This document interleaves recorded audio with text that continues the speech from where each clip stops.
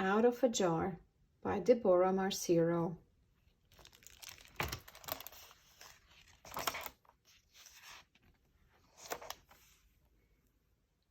Llewellyn loved scary books, scary jokes, and scary cartoons. But Llewellyn did not like to be scared. He tried to put the feeling away, here, then there. But no matter what he did, it kept coming back. Finally, Llewellyn put his fear in a jar and found a place to lock it away. There it stayed. He didn't feel afraid anymore, and that was that. Not long after, Llewellyn felt sad. His best friend Max was laughing and sharing secrets without him. So he put his sadness in a jar too. He locked it away, and that was that. Then during music class, he got so excited, but he wasn't supposed to dance. He was supposed to listen. So he shoved his excitement in a jar too, and that was that.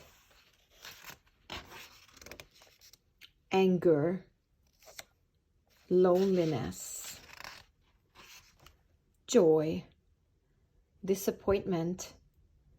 He put them all in jars, and that, and that, and that was that.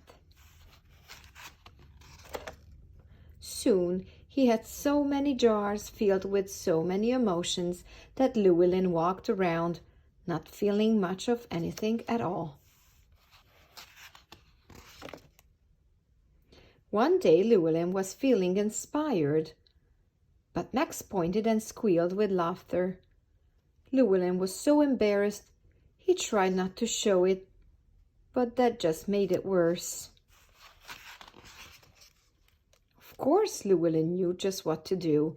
He put his embarrassment in a jar, but there was a problem. There was no more room. Llewellyn tried to push and shove and shut his feelings away. Tears of frustration leaked out, and something rumbled deep inside of him.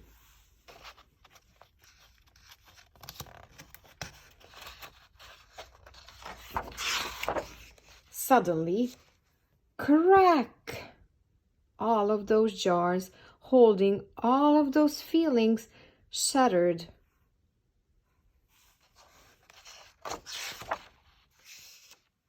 Every single feeling broke loose and pummeled Llewellyn with a stampede that turned him into a raged heap of bunny on the floor. Buried at the bottom, fear was the last to leave.